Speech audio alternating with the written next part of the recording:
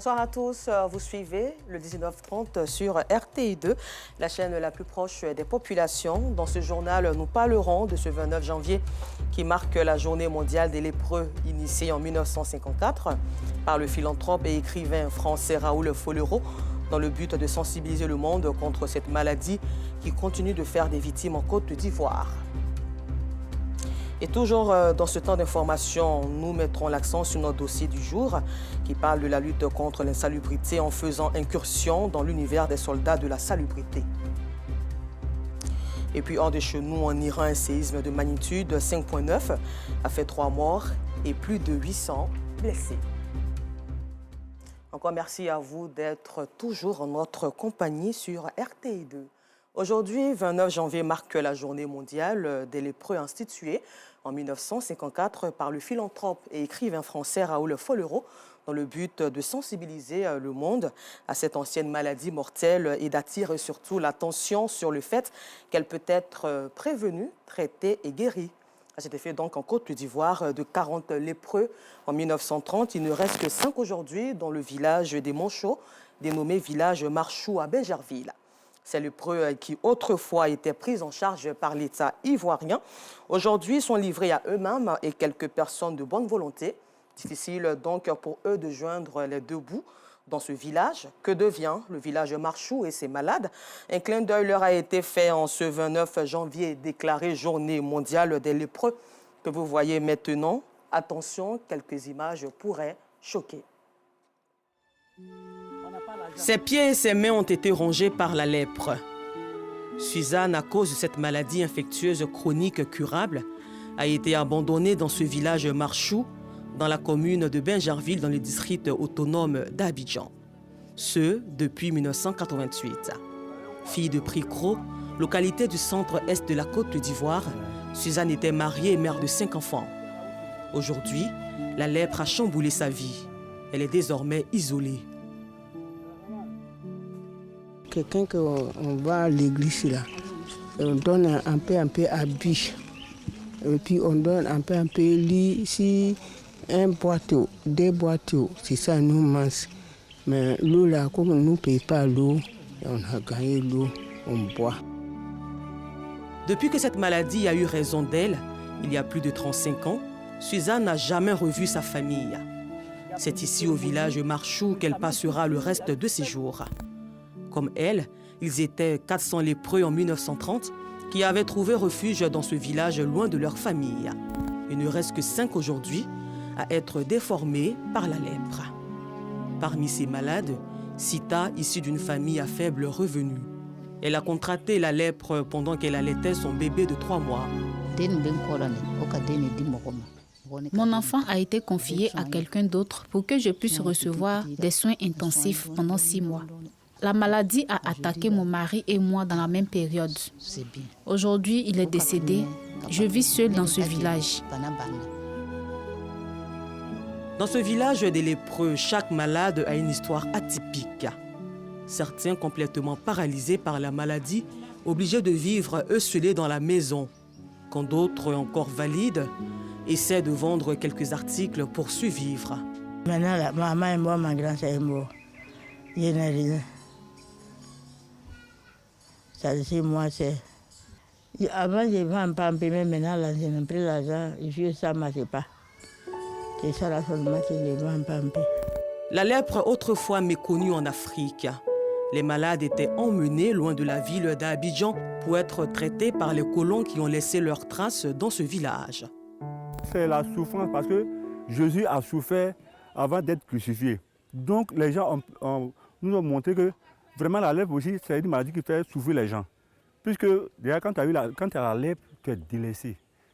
Voilà, tu es vu comme quelqu'un qui n'est pas des autres. On te met à l'écart.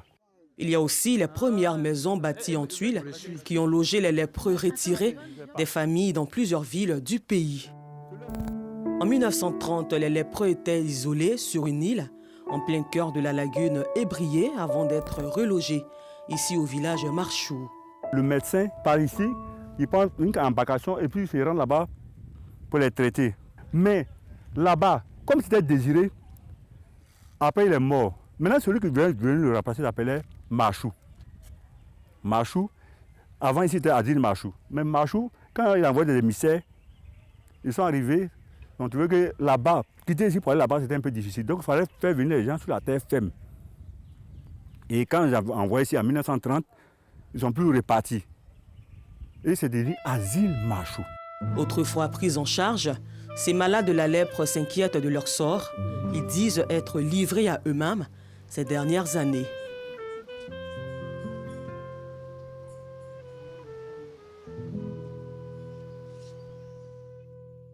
En 2021, l'Organisation mondiale de la santé, OMS, a dépisté 594 nouveaux cas, dont 9052 enfants de moins de 15 ans, soit 4,5 nouveaux cas de lèpre par million d'enfants dans le monde entier.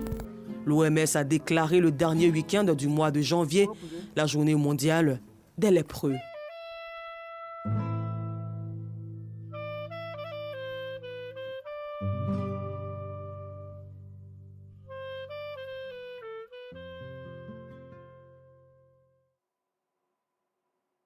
Et rappelons que selon Vagamon Bamba, directeur de l'Institut Raoul Folero, à Zopé, plus de 10% des nouveaux malades de la lèpre détectés chaque année en Côte d'Ivoire sont des enfants. La maladie reste fortement endémique dans le pays.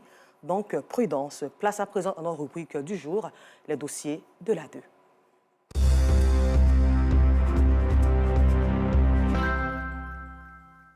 On la retrouve dans toutes les communes du district autonome d'Abidjan.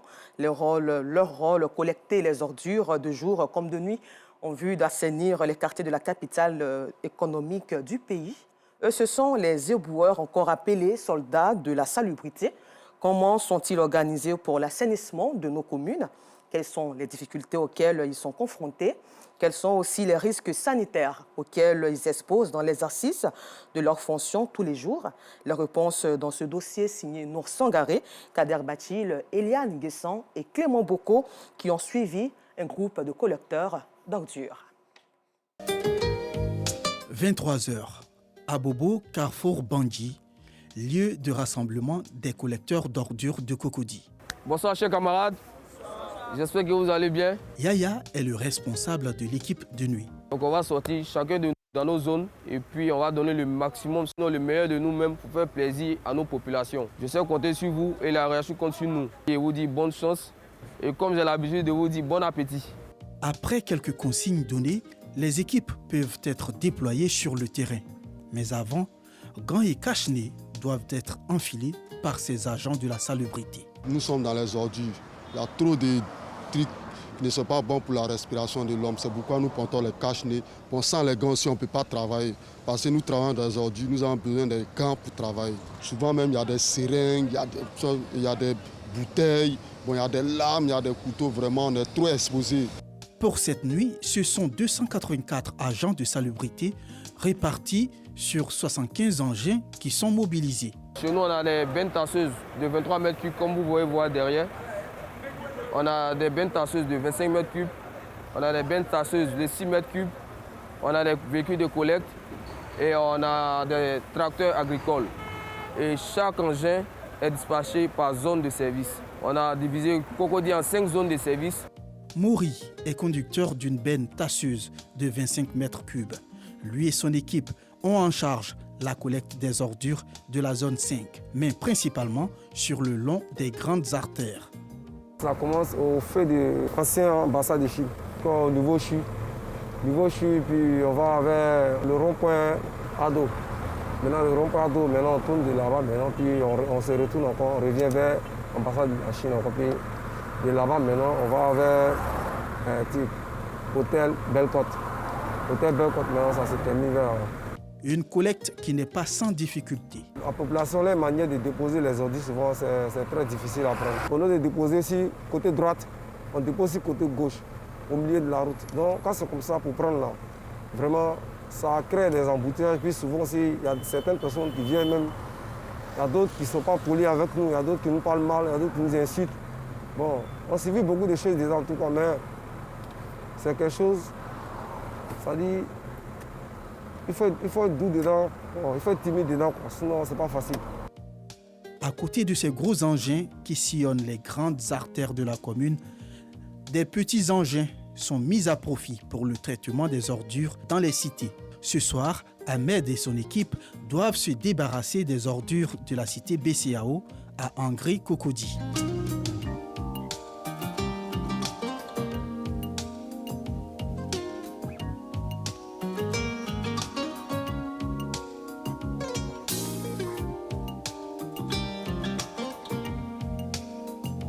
Une fois la collecte terminée, avant de quitter la cité, ils doivent soumettre un document au vigile pour marquer leur passage. Il y a des gens de la cité qui se plaignent pour dire que non, les cités n'arrivent pas à être traitées. Donc c'est pour ça que nos patrons ont mis ça en vigueur. Si on finit de traiter la cité, en sortant, on remet au vigile pour qu'ils puissent signer. La nuit comme la journée, si vous finissez de traiter la cité, on leur remet un signe simplement et puis on sort. Les ordures collectées dans les différents secteurs par le service de nuit sont acheminées ici, au centre de groupage du carrefour Bangui à Abobo.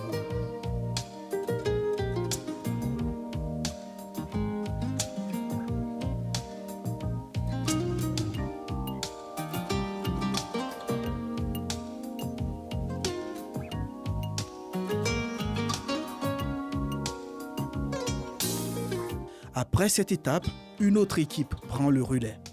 Elle se charge du convoyage des ordures regroupées au centre de transfert.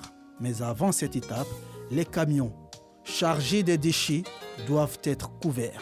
Pendant le transfert, vu que c'est de commune à commune, de Cocody à Yopougon, il faut couvrir l'ordure pour ne pas que ça déverse sur la voie, pour ne pas que ça dérange les populations, pour ne pas que ça perturbe en fait le trafic. Direction Yopougon au centre de transfert et de groupage d'Anguédédou. C'est dans ce centre que toutes les ordures collectées dans la ville d'Abidjan sont transférées pour être pesées. Dans cette station de pesage, chaque opérateur en charge de la collecte des ordures dans les communes d'Abidjan a un représentant. Niakale est le représentant de celle de Cocody. Dans la dite commune, ils doivent collecter entre 700 et 900 tonnes d'ordures au quotidien. Quand on finit, on a un point général, on transmet à nos représentants. C'est en fonction du paysage qu'on fait le paiement. Donc, on a un rendement à donner à nos responsables. En Guédédou, après pesage, le contenu de ces camions à ordures est transvasé dans des camions plus grands. Des camions qui se chargeront d'acheminer les déchets au centre d'enfouissement technique de Kossiouin.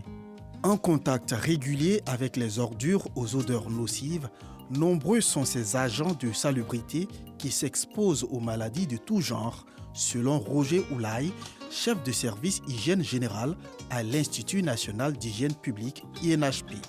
Ils sont susceptibles d'attraper les maladies qu'on appelle communément les gastro-entérites, le choléra, les salmonelloses au niveau de la peau. Ils sont donc susceptibles d'attraper les maladies de la peau qu'on appelle généralement les dermatoses. Ils sont aussi susceptibles d'attraper des maladies qu'on appelle communément le péril fécal, les maladies du péril fécal. Il s'agit des maladies comme la fièvre typhoïde et puis les parasitoses. En quatrième lieu, on a les maladies qu'on appelle des infections respiratoires. Ce sont les rhinopharyngites, qu'on appelle généralement le rhume, les angines, les otites, donc les problèmes au niveau des oreilles, et les bronchiolites, c'est la toux sèche, la toux grasse, et les essoufflements, et puis toutes sortes de pneumonies. Pour éviter ces maladies, le respect des règles d'hygiène et les vaccins pour eux s'avèrent nécessaires. Arriver au travail, qu'ils enlèvent les tenues de maison, qu'ils portent les tenues de travail. Les épis, c'est-à-dire que les équipements de protection individuelle, à savoir les bottes, les gants, les masques panoramiques, voilà. Et avant de commencer le travail. Et pendant qu'ils sont en train de travailler, il faut qu'ils évitent, au cours du travail, de pouvoir toucher à de la nourriture. Il faut qu'ils attendent après le travail, s'ils enlèvent les tenues de travail, ils enlèvent les gants, qu'ils se lavent les mains. S'ils ont une vestiaire qui se lave, ils portent les tenues de maison avant d'aller vers la nourriture. Étant donné qu'il y a les fortes odeurs qu'ils inhalent au cours de leur travail, il faut qu'ils mettent les masques panoramiques. C'est des masques qui ont des filtres et donc ils font que les mauvaises odeurs ne peuvent pas toucher à votre système respiratoire. Il y a le vaccin contre la fièvre typhoïde, il faut qu'ils fassent ces vaccins. Le vaccin contre le tétanos parce qu'il peut se faire piquer par des objets pointus, piquants ou coupants. En dépit des efforts consentis dans la collecte des ordures, ces agents de salubrité ne sont toujours pas payés à la hauteur de leurs attentes. Cependant, ils préfèrent garder le silence sur leurs conditions salariales. Courage à eux. Un peu plus loin de la ville d'Abidjan, rendons-nous à Bogoué pour parler d'autonomisation de la femme. Celles de Ziguédia ont reçu récemment plusieurs dons, entre autres des arrosoirs, une broyeuse de manioc, le tout d'une valeur de 4 millions de francs CFA. Une initiative de Bakary Ouattara, fils et cadre de Bogoué, qui selon lui renforcera la capacité de production agricole des femmes de Ziguédia afin d'accroître leur autonomisation. Et dans cette même atmosphère de convivialité, rendons-nous au nord de la Côte d'Ivoire, où en religion, les populations de Gbalo, localité de la sous-préfecture de Massala, dans le département de Séguéla, ont reçu les clés de leur nouvelle mosquée d'une capacité de plus de 400 places. Le compte rendu de Théodore Zouzou est commenté par Afisiata Karamoko Dosso. Des cantiques adressés à Allah devant un parterre de fidèles. En uniforme, ils sont venus de tout le village de Gbalo et des autres villages du canton Kandji. Tous veulent être témoins d'un pan important de l'histoire de la vie religieuse de cette localité.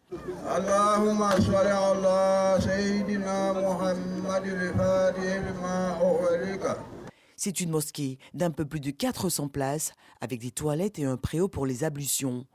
Une mosquée dont la construction a bénéficié du soutien de Boaké Fofana, cadre de la région. Son représentant, Vamissa Diomondé, vice-président du conseil régional du Ourodougou, a procédé à l'inauguration de cet édifice religieux. Avoir une mosquée, c'est-à-dire un lieu de culte, un lieu qui leur permette donc de célébrer leur foi dans le confort, c'est un élément important pour la paix sociale. Il s'agit d'un investissement qui est très très important et dont les bénéfices sont récoltés non seulement ici-bas, mais également dans l'au-delà, puisque nous sommes des croyants. Un acte qui marque l'attachement et la foi du peuple kandji en Dieu, chose qui réjouit les élus et cadres de la région. L'acte qui est posé aujourd'hui par la population donc de Gbalo est un acte hautement religieux, est un acte de reconnaissance à l'égard du Tout-Puissant, Dieu Allah, le miséricordieux. L'objectif de l'islam, c'est quoi? C'est l'union et l'entente. Et je pense que si aujourd'hui on a pu construire cette mosquée, c'est avec l'entente qu'on l'a fait. Et je pense que j'espère bien pour le village que ça va nous envoyer la cohésion. Une grande mosquée au sein du chef-lieu du canton Kandji, c'est quelque chose d'extraordinaire. Une telle mosquée, ça dénote du changement de nos populations qui traditionnellement étaient animistes et de plus en plus tendent vers une bonne foi, une foi religieuse en un Dieu unique. L'ouverture de cette nouvelle mosquée est un gain incommensurable pour le COSIM, le Conseil islamique des imams, des mosquées et des affaires islamiques du département. On prend l'exemple sur notre prophète Mohammed alayhi salatu wa salam. La première des choses, après son migration de la Mecque à Médine, le premier acte qu'il a posé, c'était de construire une mosquée, afin de consolider la communauté musulmane. Là où les gens se rencontrent, si on construit un nombre incommensurable, c'est jamais de trop. Et c'est un plus. Et Inch'Allah, on demande à Allah subhanahu wa ta'ala qui nous donne l'occasion d'en faire encore plus. Alhamdulillah Rabbil Alamin. Les fidèles musulmans de Gbalo voient en cette nouvelle mosquée un cadre plus approprié pour louer et consolider leur foi en Allah.